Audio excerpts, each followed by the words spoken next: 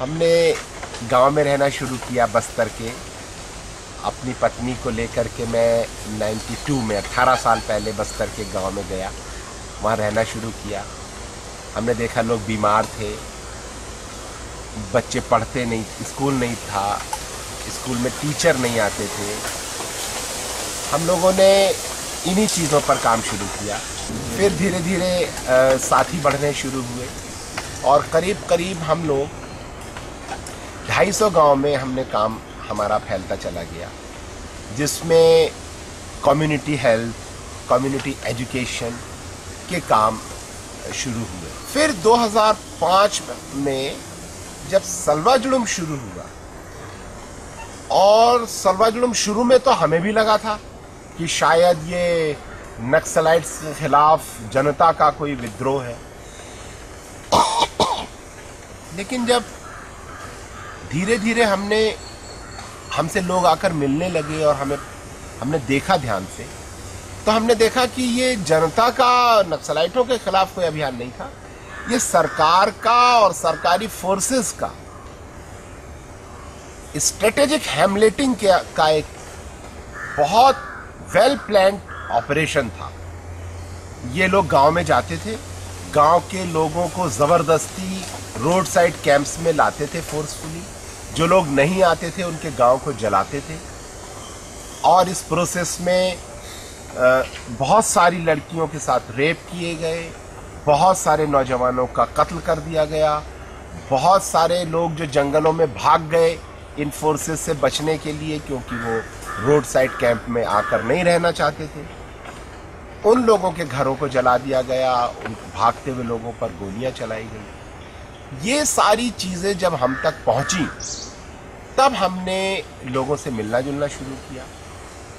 देश भर से पत्रकार, activist, farmer bureaucrats, farmer police officers, farmer justices ने आना शुरू किया और फैक्ट फाइंडिंग शुरू की। तब सरकार हमसे नाराज हो गई, क्योंकि सरकार नहीं चाहती थी कि वो जो कर रही है उसकी कोई जांच करे, उसके बारे में कोई जाने और उसको दुनिया के सामने बताए।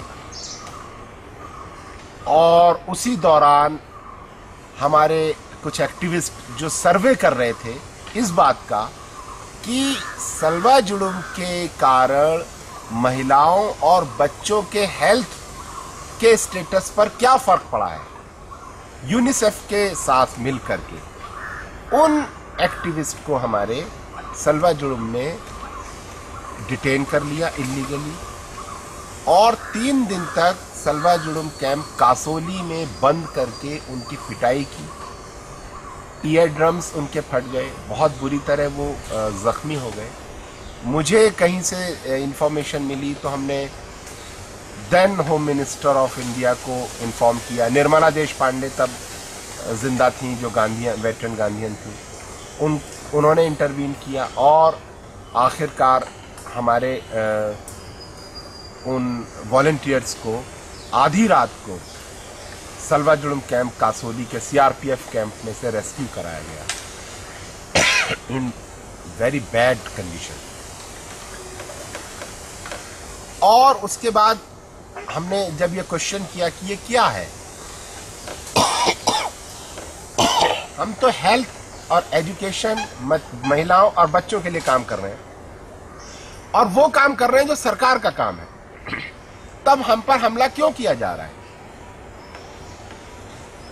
लेकिन धीरे धीरे संबंध बिगड़ते गए। सरकार इस बात से नाराज होती गई कि हम सलवा जुलूम की एट्रोसिटीज के जांच क्यों कर रहे हैं, हम उसके बारे में बोल क्यों रहे हैं, और हम ये क्यों कह रहे हैं कि ऐसा मत कीजिए। इसी दौरान सुप्रीम कोर्ट में एक केस हमारी एक फ्रेंड है नंदिनी सुंदर, उन्होंने फाइल किया। नंदिनी सुंदर, रामचंद्र गुहा, ES शर्मा, बीजी वर्गीज, ये सब एमिनेंट लोगों ने किया। और एक तो सरकार ने ये कहा कि ये लोग नक्सल सपोर्टर हैं, इसलिए कोर्ट में गए। ES शर्मा जो former secretary of government of India रहे हैं, उनको कहा कि ये नक्सल सपोर्टर है। नंदिनी सुंदर जो सोशियोलॉजी की प्रोफेसर है दिल्ली यूनिवर्सिटी में, उनको नक्सल सपोर्टर कहा। जो रामचंद्र गुहा इतने एमिनेंट हिस्टोरियन है, उनको नक्सल सपोर्टर कहा। सबको नक्सल सपोर्टर कहा। लेकिन सुप्रीम कोर्ट ने ऑर्डर किया कि सलवा जुलूम ने जिन गांवों को जलाया है, उन गांवों को सरकार रिहेबिलिटेट करे, कंपनसेशन दे और डिस्ट्रिक्ट लेवल कमेटी बनाई जाए जो रिहेबिलिटेशन का और लॉस असेसमेंट करेगी। कलेक्टर ने हमारी ऑर्गेनाइजेशन को इनवाइट किया और कहा कि आप हमारी हेल्प कीजिए, क्योंकि गवर्नमेंट के ऑफिसर्स और एम्प्लॉयज गांव में नहीं जा सकते। आपकी ऑर्गेनाइजेशन जाए गांव में और लॉस असेसमेंट करे और हमें बताए। तो हम तो गवर्नमेंट के साथ मिलकर के रिहेबिलिटेशन का काम कर रहे थे, लेकिन रिहेबिलिटेशन सलवा जुलूम के का जो डिजाइन था, उसका जो गोल था, सलवा जुलूम का गोल था जमीनों को खाली कराना, ट्राइबल लैंड को वैकेट कराना फॉर माइनिंग पर्पसेस। हम जो रिहेबिलिटेशन का काम शुरू कर रहे थे, सुप्रीम कोर्ट के दबाव से जो थोड़ा सा एडमिनिस्ट्रेशन ने झूठ मूठ की कोशिश की थी, was not a sincere effort, हमारे उस काम से नाराज हो गए और हमारे रिहेबिलिटेशन के काम में उन्होंने लगातार हमले शुरू किए, अटैक शुरू किए, ताकि रिहेबिलिटेशन का काम रुक जाए। उसमें जिन गांव में हम रिहेबिलिटेशन कर रहे थे, उन गांव में जाकर के लोगों को पकड़ करके जेल में डालना शुरू किया। हमारे रिहेबिलिटेशन में काम करने वाले वॉलंटियर को जेल में डाल दिया, सुखनाथ को जेल में डाल दिया। रिहेबिलिटेशन कोऑर्डिनेटर कोपा कुंजाम को एक फेक केस में, मर्डर के केस में जेल में डाल दिया। और बाकी के जो हमारे ट्राइबल कलीग थे जो रिहेबिलिटेशन का काम कर रहे थे, उनको घर जा जा करके डराया कि अगर तुम BCA के साथ, हमारी संस्था के साथ काम करोगे तो तुमको भी कोपा और सुखनाथ की तरह जेल में डाल देंगे। तो इस तरीके से सरकार ने रिहेबिलिटेशन और कंपनसेशन का काम बिल्कुल रोक दिया।